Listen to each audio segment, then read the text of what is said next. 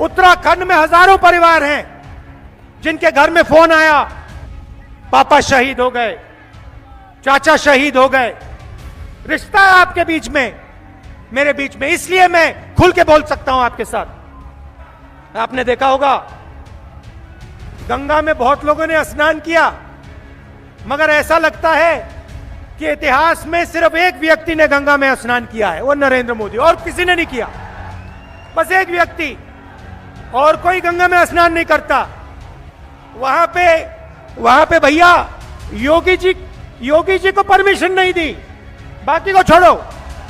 राजनाथ सिंह जी, योगी ना, आप लोग परे हो जाओ, इस साइड खड़े हो जाओ। नरेंद्र मोदी जी स्वयं एक ही हिंदुस्तानी है जो गंगा में स्नान कर सकता है। भाइयों और बहनों, यह मत सोचिए कि हिंदुस्तान मजबूत हो रहा है, गलत फहमी में मत रहिए।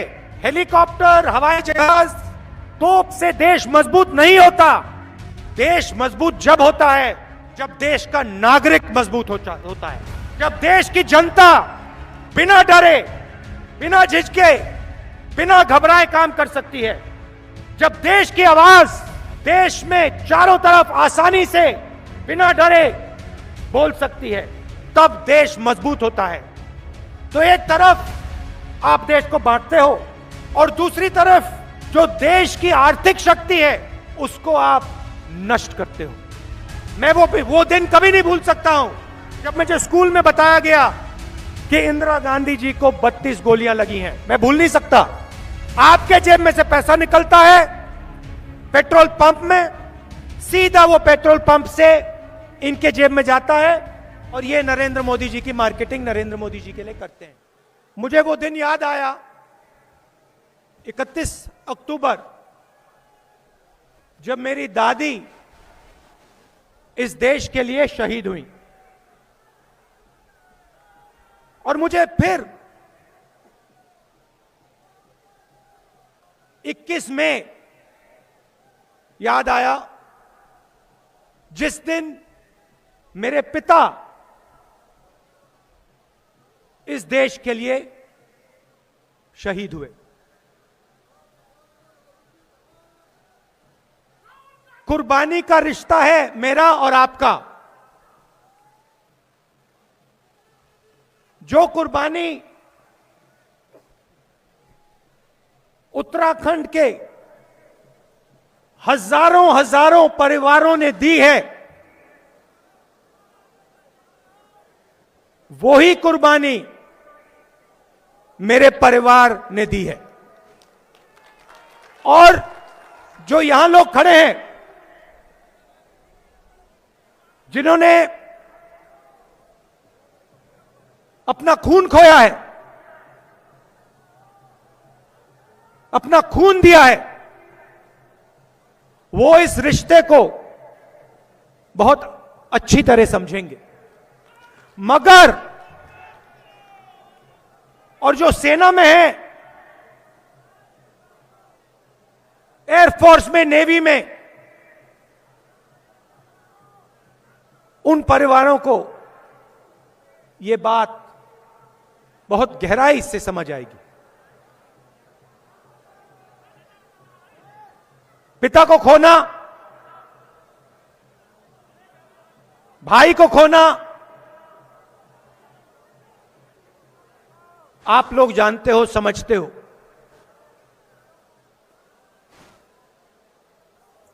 मगर जिस परिवार ने ऐसी कुर्बानी नहीं दी,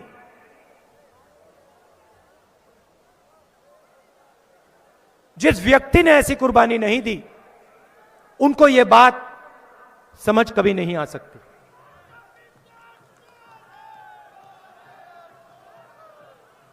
ये आपने देश को दिया है। आप कहते हो,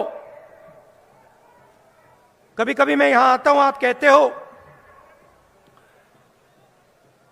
कि हमारे लोग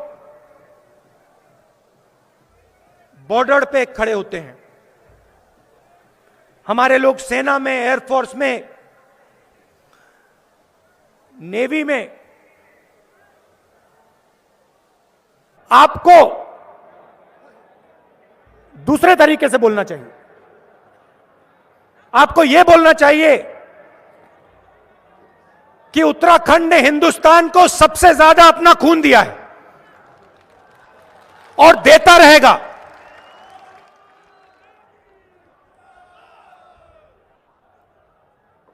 बांग्लादेश की लड़ाई हुई,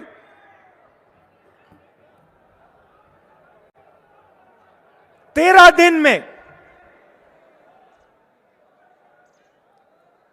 दिन में पाकिस्तान ने अपना सिर झुका दिया। आमतौर से युद्ध 6 महीने, 1 साल, 2-3 साल चलता है। अमेरिका ने अफगानिस्तान को हराने के लिए 20 साल लगा दिए।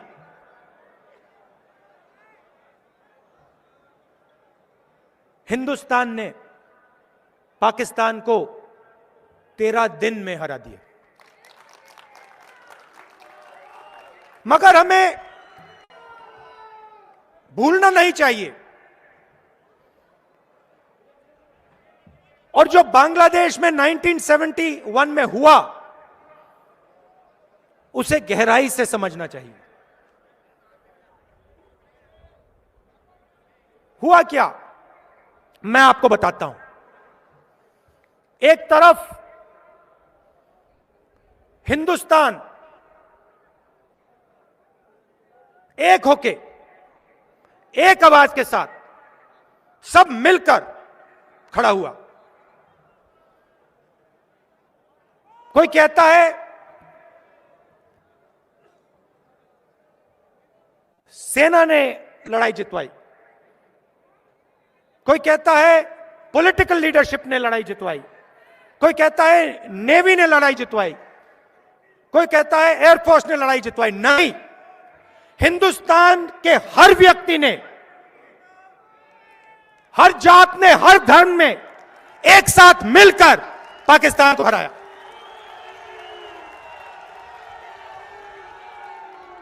लाखों परिवारों ने अपने घर से सोना हिंदुस्तान की सरकार को दिया।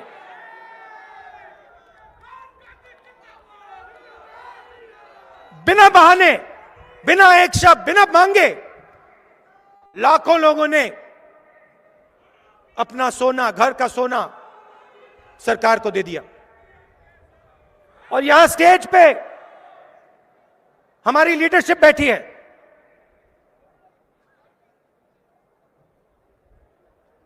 जो सेना और बॉर्डर पे जाके लड़े, इन्होंने भी ऐतिहासिक काम किया। मगर भाइयों और बहनों, भूलिए मत, अगर हिंदुस्तान बटा होता, अगर हिंदुस्तान के लोग एक दूसरे से लड़ रहे होते, तो 13 दिन में जीत नहीं हो सकती थी।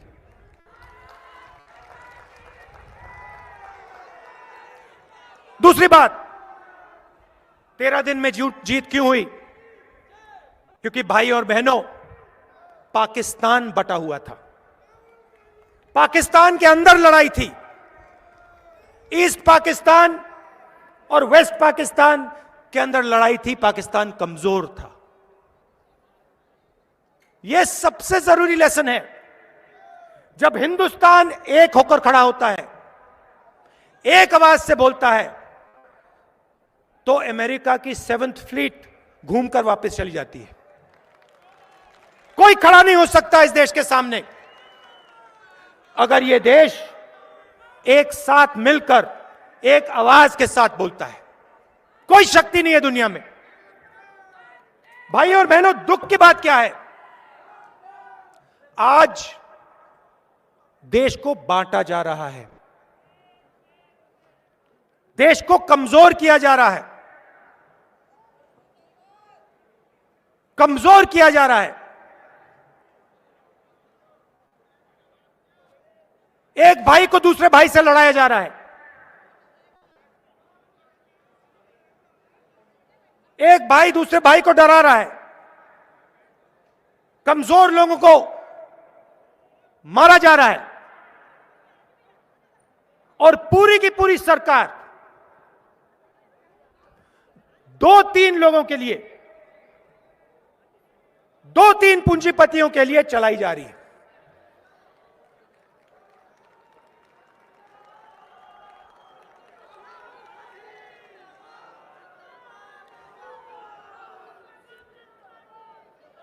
तीन बिल, काले कानून,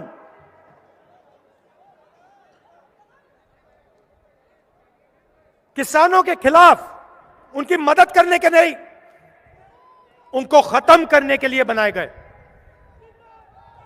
पूरे देश के किसान खड़े हुए, एक साथ खड़े हुए, पीछे नहीं हटे। देखिए क्या शक्ति है उनमें, डरे नहीं, पीछे नहीं हटे। एक साल बाद प्रधानमंत्री कहते हैं, हाथ जोड़ के कहते हैं, गलती हो गई,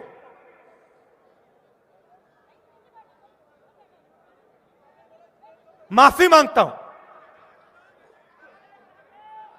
और फिर माफी मांगने के बाद जो 700 किसान शहीद हुए,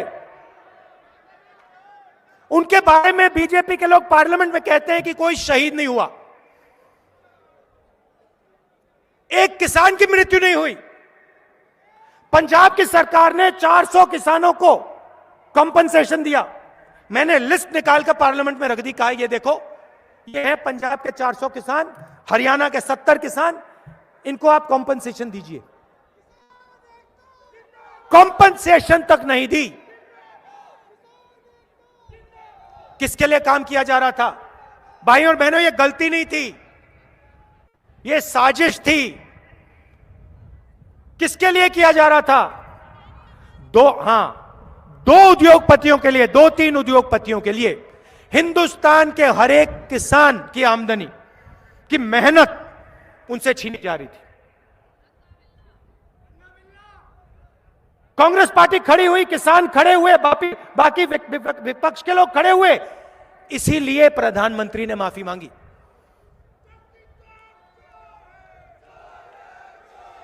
अब सुनिए, ठहरिए, देखिए, डिमोनेटाइजेशन, नोटबंदी, उसके बाद गलत जीएसटी, उसके बाद कोरोना के समय हिंदुस्तान के सबसे बड़े उद्योगपतियों को टैक्स माफ, मगर मजदूरों को बस या ट्रेन का टिकट नहीं दिया।